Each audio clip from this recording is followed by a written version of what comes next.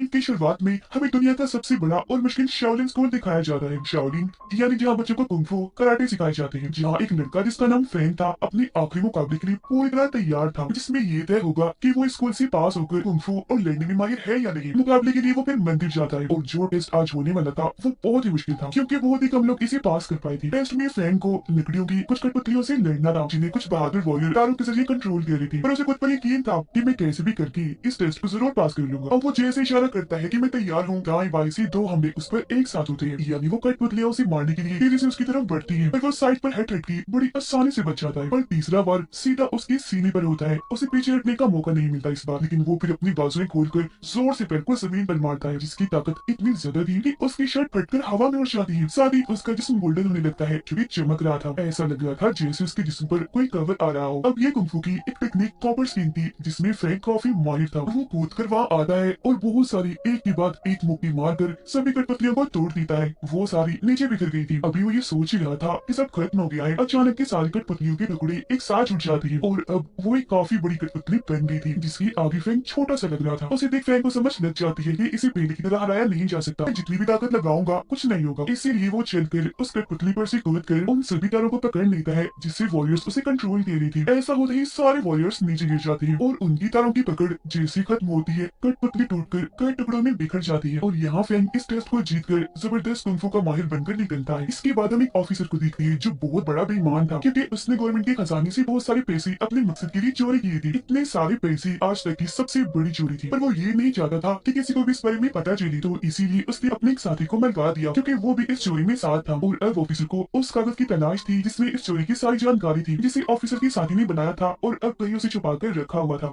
उधर फैंग गाँव आकर अपने बचपन के दोस्त से मिलता है। उनकी एक और दोस्त भी थी जिसका नाम लोंग था। अब ये दोनों जब लोंग से मिलने जा रही थी तो रास्ते में एक फाइटर को देखते हैं जो काफी लंबा चौड़ा बहादुर आदमी, लड़ने में काफी माहिर था। वो एक आदमी को मार रहा होता है। उस आदमी को बचाने के लिए फैंग उस पर हमला कर देता है, पर वो इतना ताकतवर था कि एक ही मुक्की से फैंग को दूर करता है और वो गोल गोल घूमकर जोर से नीचे गिरता है, जिससे वो समझ गया था कि ये फाइटर कोई आम तो नहीं है, बल्कि इसे हराना काफी मुश्किल है। ये फाइटर दरअसल ऑफिसर के लिए ही काम करता था और फाइटर इस काम के लिए यहाँ आया था क्योंकि वो नहीं हुआ, इसलिए अपने घोड़े पर बैठकर वो यहाँ से चला जाता है। फैंग भी घोड़े पर बैठकर उसका पीछे करता है और अभी लोग बाजार के बिल्कुल बीचों बीच आकर खड़ी हो गई थी। अब इससे पहले कि वो लड़ाई करती, बड़ी अलग अंदाज में फैंग की मोम यहाँ आ जाती है। वो कान से फैंग को पकड़कर घर ले जाती है ताकि वो लड़ाई झगड़ों में ना पड़े। वो पहले तो उसकी पिटाई करती है और यही कैद करके बाहर जाने से मना करती है, पर फैंग वहाँ अंदर में आराम से बैठने वाला था। जैसे उसे मौका मिलता है चुपके से वो यहाँ से भागने लगता है। वो कपड़े पहन ही रहा था कि तभी उसे अपनी पड़ोसी दिखती है, जो उसे देखती है चीख मार देती है। अब इससे पहले कि फैंग उसे पूछता कि तुम यहाँ क्या कर रही हो, वो लड़की बहुत सारे सिपाहियों को यहाँ आता हुआ देखती है, फौरन छुप जाती है। सिपाही फैंग के पास आकर उसे पूछते हैं, हाँ लड़की बताओ, किसी लड़की को देखा है इधर? पर फैंग लड़की की जान बचाने के लिए झूठ बोल देता है कि नहीं नहीं भाई, मैंने तो किसी को नहीं देखा, और उन्हें गलत रास्ता बता देता है। लड़की बाहर आकर फैंग को कहती है, शुक्रिया शुक्रिया, तुमने मेरी जान बचाई। तब इधर रोंग और फैंग का दोस्त भी आ गई थी। रोंग जब दोनों को साथ दिखती है तो दुखी होते हुए फैंग के दोस्त को कहती है, देखो जरा ये लड़की मेरे बचपन के दोस्त के साथ खड़ी है, जिसका मतलब है कि इन दोनों के बीच जरूर कुछ ना कुछ तो है। अब बेचारी चिढ़ती हुई नाराज होकर वहाँ से चली जाती है, पर फैंग भी उसे समझाने के लिए पीछे पीछे चला जाता है। फैंग का दोस्त जब जा रहा था तो एक सिपाही उसे रोक लेता है और एक आदमी की तस्वीर दिखाकर उसके बारे में पूछता है कि क्या तुम इस आदमी के बारे में जानते हो, कहाँ मिलेगा ये? अब वो तस्वीर रोंग के डेट की थी, इसीलिए वो छुपाता है और इनकार करता है कि मैं नहीं जानता। घर आकर उसका दोस्त ये सारी बात रोंग को बताता है कि कुछ सिपाही तुम्हारी डेट को ढूंढ रहे हैं। इस पर वो कहती है, बड़ी क्यों, ऐसे कैसे पकड़ लेंगे मेरी डेट को?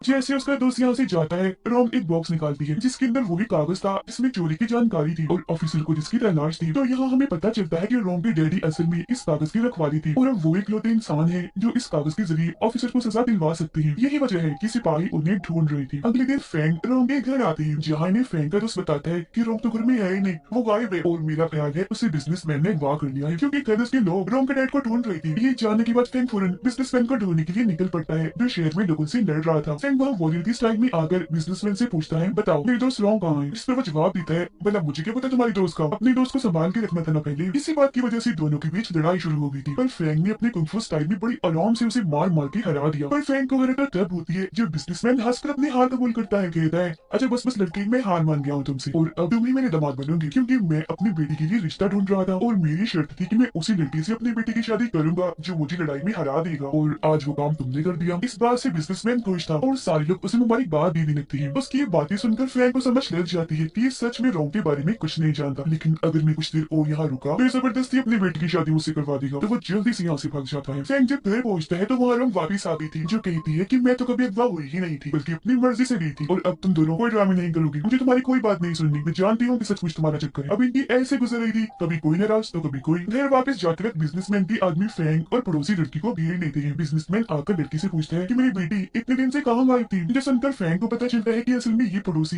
बिजनेसमैन की बेटी है और इसके लिए वो रिश्ता ढूंढ रहा था। अब वो यहाँ ये सच भी बता देता है कि मेरे आदमी रोम के डैड को इसलिए ढूंढ रही थी क्योंकि ऑफिसर ने ऐसा करने को कहा था, क्योंकि बिजनेसमैन ऑफिसर का आदमी था। ये सुनकर फ्रैंक को एहसास होता है कि जरूर रोम की जान को खतरा है, तो फौरन उसे बचाने के लिए निकल जाता है। पर काफी देर हो गई थी क्योंकि ने रोम और उसके डैड को ढूंढकर पकड़ लिया था। ऑफिसर का सिपाही रोम के डैड से वो कागज मांगता है, पर जब वो देने से इनकार करती है तो सिपाही कहता है कि अगर तुमने ना दिया तो मैं तुम्हारी बेटी को मार दूंगा। लेकिन फिर भी उसके डैड हार नहीं मानती और अकेली उनसे लड़ने के लिए तैयार हो जाती है। मगर वो जल्द उन्हें एहसास हो जाता है कि मैं अकेला इतने सारे लोगों का सामना नहीं कर सकता, तो उन्होंने उस कागज पर अपनी बेटी की जान बचाने के लिए खुद की कुर्बानी दे दी, तलवार से अपना गला काट लिया। तभी इधर फ्रैंक आ जाता है। इससे पहले वो रोम के डैड को बचाता काफी देर हो चुकी थी क्योंकि वो मर गई थी। सारे सिपाही फ्रैंक को देखते उस पर हमला कर देते हैं, पर वो आते ही सबको मारने लगता है। किसी को मुक्का मारकर, किसी को कोनी मारकर दूर फेंकता जा रहा था। तो इसीलिए बचे हुए सिपाही रोम की गली पर चाकू रख के वहाँ से निकल गए थे। उधर जब ऑफिसर को पता चलता है कि मेरी मिशन में फ्रैंक रुकावट बनकर आ गया था और मेरे सिपाहियों ने वो कागज हासिल नहीं किया, तो वो फाइटर को बुलाता है और उन्हें हुक्म देता है कि कैसे भी करके फ्रैंक को मारकर वो कागज मुझे ना कर दो। अब फाइटर को ये चीज अच्छी तो नहीं लगती, पर उसे ऑफिसर के सामने झुकना ही पड़ता है। फ्रैंक को एक खत मिलता है, इस पर लिखा हुआ था कि रात होने तक वो कागज लेकर एक जगह पर आ जाओ और अगर तुम ना आए, ऐसा ना किया तो हम रोम को मार देंगे। रात को कागज लेकर फ्रैंक बताई हुई जगह पर पहुंच जाता है। वो आराम से कागज सिपाही के हवाले कर देता है, जिससे सब हैरान थे कि इसने लड़े बगैर इतनी आसानी से कागज दे दिया। और अब जैसे सिपाहियों से खोलता है तो पता चलता है कि ये कागज तो नकली है। इसी के साथ इधर फ्रैंक और फाइटर के बीच लड़ाई शुरू हो जाती है। लड़ाई में फाइटर के डैड फ्रैंक पर जहरीला पाउडर डाल देते हैं, जिससे उसकी शक्तियां तो काफी हद तक कम होती ही है, पर फाइटर की डैड भी काफी जख्मी हो गई थी।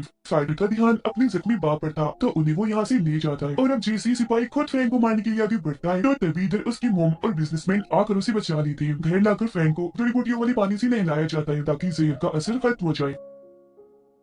सिपाही फाइटर और उसके डैड को कहता है कि मैं तुम्हें जान बचाने के लिए आखिरी मौका देता हूँ, जाओ और जाके फ्रैंक को मार दो, वो कागज लेकर आओ वरना हम तुम्हें मार देंगे। अब कोई रास्ता ना होने पर फाइटर अपने डैड को वही छोड़कर फ्रैंक को मारने के लिए निकल जाता है। फ्रैंक बिल्कुल ठीक हो गया था और अब वो उस पुतले को देखने लगता है जो रोम ने उसे दिया था। वो जैसे बटन को दबाता है पुतला खुल जाता है और उसमें से वो कागज निकलता है, जिससे लोग समझ जाते हैं कि ये कागज देकर हम रोम को बचा देंगे। पर मुसीबत, ऐसी ऑफिसर को सजा नहीं मिल पाएगी। फ्रैंक को कोई फाइटर का खत मिलता है, इसीलिए वो फौरन यहाँ से निकल जाता है। जब एक दूसरे के आमने सामने आते हैं तो इनकी लड़ाई होने लगती है। फाइटर को सिपाही से धमकी मिली थी, इसीलिए वो खूब ताकत लगाकर फ्रैंक से लड़ता है पर उसे हरा नहीं पाता। लेकिन फ्रैंक भी उसे यहाँ मारता नहीं, जिंदा छोड़ देता है। घर आकर फाइटर देखता है कि मेरे डैड मर गए हैं, तो वो काफी दुखी होकर रोने लगता है। उधर फ्रैंक का दोस्त ऑफिसर के घर के बाहर पहुंचता है और कहता है कि मेरे दोस्त रोम को छोड़ दो, बदले में मैं तुम्हें वो कागज दे देता हूँ। उसकी इस बात पर जख्मी रोम को लाया जाता है। उसके चेहरे और कपड़ों पर खून लगा हुआ था, जिससे साबित होता है कि उस पर काफी जुल्म किया गया है। उसका दोस्त अब जैसे कागज देता है कि बीच में फ्रैंक आकर टांग मार देता है और ये सब होने से रोक लेता है। तभी इधर फ्रैंक की मोम और बिजनेसमैन भी आ गई थी और ये सारे लोग एक होकर ऑफिसर के साथियों से लड़ने के लिए तैयार थे। और अब आखिरकार ऑफिसर के यहाँ आते ही उसकी फ्रैंक से लड़ाई होने लगती है। ऑफिसर कुंफू के सबसे खतरनाक लेवल का माहिर था और आज पहली बार फ्रैंक को ये एहसास होता है कि मेरी टक्कर बहुत ही ताकतवर आदमी से हुई है। वो एक जोरदार मुक्का जैसे फ्रैंक को मारता है, उसका इतना मजबूत कॉपर स्किन भी टिक नहीं पाता है, टूट जाता है। फ्रैंक जख्मी हो गया था, उसके मुंह से खून आने लगता है। उसे कमजोर पाकर ऑफिसर जैसी तलवार का टुकड़ा उसकी तरफ फेंकता है कि तभी सामने रोंग आ जाती है, जिससे तलवार का टुकड़ा उसके दिल की आर पार हो जाता है। बेचारी बच नहीं पाई, फ्रैंक को बचाते बचाते खुद मारी जाती है। ये देखकर फ्रैंक की दोस्त को बहुत गुस्सा आता है और अब जैसे वो ऑफिसर को मारने के लिए जाता है कि तभी ऑफिसर उसे भी जोरदार मुक्का मारकर दूर फेंक देता है। उस बेचारी की भी मौत हो जाती है। फ्रैंक की मोम और बिजनेसमैन को भी बंदी बना लिया जाता है और तभी इधर फाइटर आकर ऑफिसर को मारने लगता है क्योंकि उसकी वजह से ही